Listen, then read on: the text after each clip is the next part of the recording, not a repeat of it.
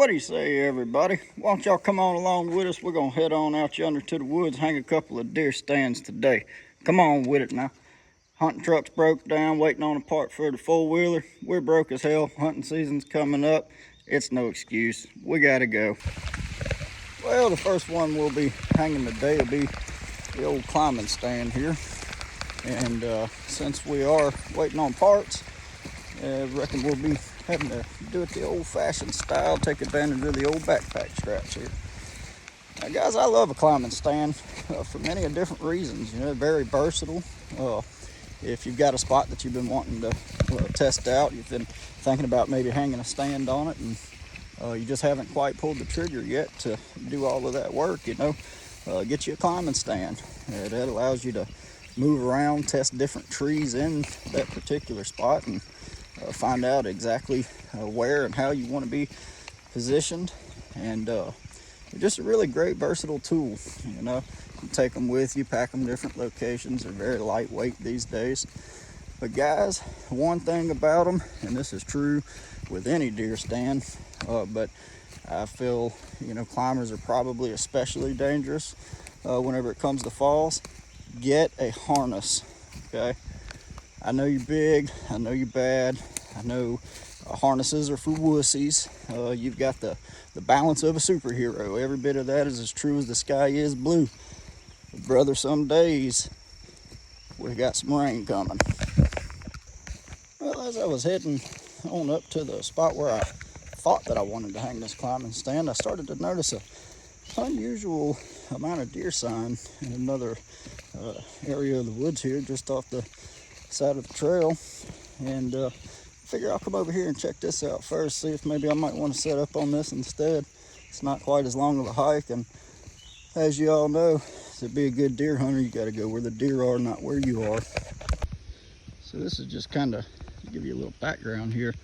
I'm holding the phone completely straight. I don't know how well you can tell from this video, but this hill is pretty steep. Probably doesn't look near as steep in the video, but trust me, it is. And right in here, there's a very flat-lined shelf that the deer typically like to travel. However, for some reason, it usually ends up being later in the season before they start really coming down through here. I haven't quite figured that out yet. However, as I was walking along, I've noticed an abnormally large amount of tracks, and so I figured I might as well just kind of walk off in here and see what I see. You know, right now is mid-September. The season will open at the end of this month, and typically you wouldn't be seeing a whole lot of deer traffic through this particular part of these woods until about mid to late January, and that's after our season's already closed. So hey, maybe something's working in my favor, and some tables will turn, and maybe we won't have to hike quite as far to make as many hunts this year. Well, while I was busy being all stupid, where'd the deer take off over yonder somewhere? Maybe I need to focus a little more, huh? Who am I kidding? We all know you can't fix stupid. Well, so here we go. You know, usually it's not quite this dry in my area this time of the year. And, you know,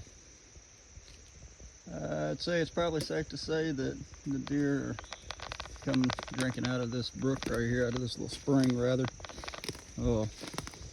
Haven't found the pool quite yet, but as you see right here just above it, the shelf that we came in off of right over there connects over to this gradual knoll. Well, compared to the straight up and down hillside in front of it you see there, that's a gradual knoll. And just up and around the bend there, about 150 yards, is where I was actually originally planning on putting this stand. So we'll look around right here a little bit more, see what the situation says, and we'll see if my brain can't put together some thinking thoughts. Oh yeah, see, got a good steady flow. They're gonna love that. Any type of mammal is gonna choose good fresh flowing water over stagnation any day, folks. Remember that. It's a really great looking area right here. Big deep ravine.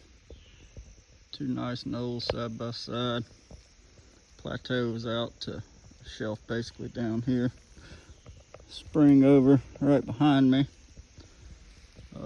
All on the other side of that far hill there. It's a real thick bedding area. So you tell me, how would you hillbillies approach this situation? But you can't say that.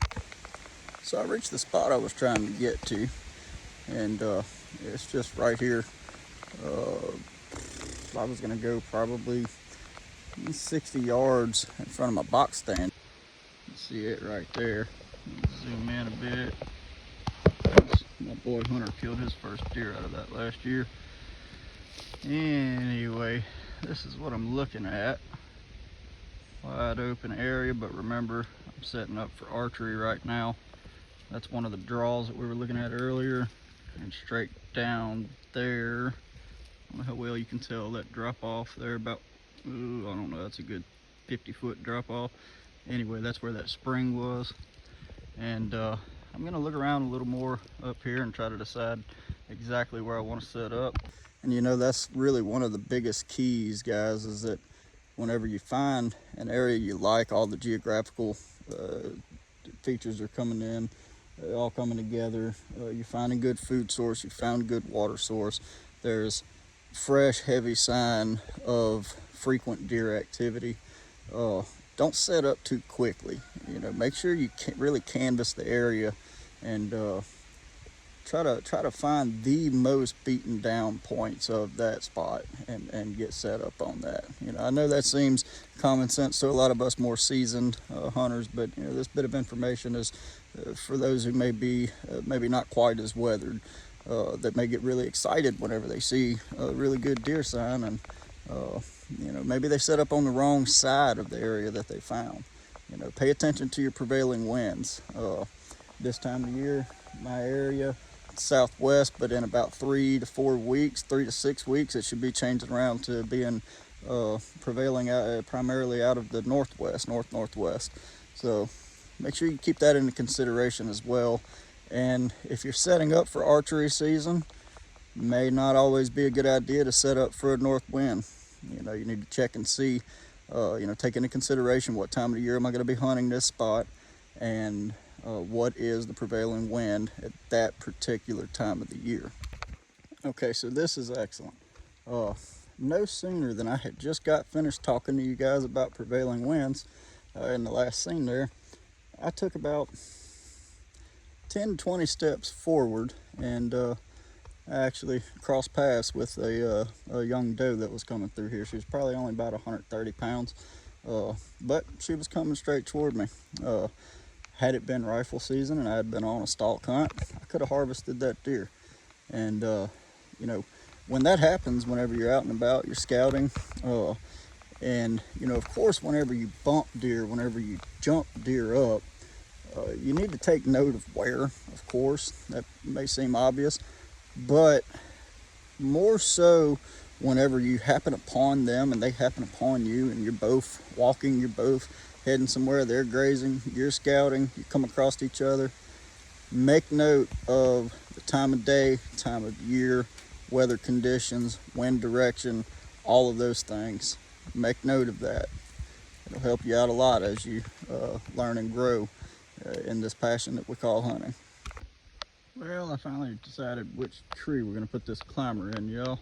Just stick it in this guy right here, just right behind the old box stand there. The reason I chose this location is I don't know if you can make that out right there. It's a really beat down trail right here directly in front of me. Over here next to the trail, and then of course there's just acorns all over the place, deer tracks all over the place. I mean, they're everywhere. It'd be hard to make it out on video, but I'm sure a lot of you guys that know what you're looking at can see all these leaves turned over everywhere. So heavy trail there. Convergence of another heavy trail here. We've got some droppings basically under the tree. It's on the edge of the thicket. Dead end knoll over there, really steep ravine. This is that gradual knoll that we walked up on. This is going to be their path of least resistance. And then if they were to circle on around the hill or go to the other portion of the property over there, they would most likely be sticking right here along, you know, just off the top roll part of the hill where they'd be, the view of them would be blocked and camouflaged, and they'd also still be in this thicket. About 75 yards that way, there's a whole lot of droppings. That's basically on the edge of a large bedding area. Water source down here. Two water sources actually. There's the spring and a year-round creek that flows down there. So yeah, I reckon this will be the spot that we set up for the climber. This will probably be where we hunt for opening morning. Took about 3 steps to go grab the climber. Found some more fresh droppings just right here. So definitely going to be setting up here. Well, I made it back over there to where I set the climber down at, and along the way I found about 5 more piles of some good old 4-legged doo-doo. So it's looking really good for hopefully a successful opening weekend. Well, we got it all set up on the tree. Let's go on up yonder. See what the view's like, everybody. Come on now, let's get it. Now remember what I said, y'all. You're not Superman. Put your damn harness on. Got mine? Right here. We made it on up here. The view is nice. I believe I can probably deal with that for opening morning of archery. Tons and tons of deer sign all over the place. Acorns are raining down like crazy. We should be good to go, guys. 27th of September, I believe it is.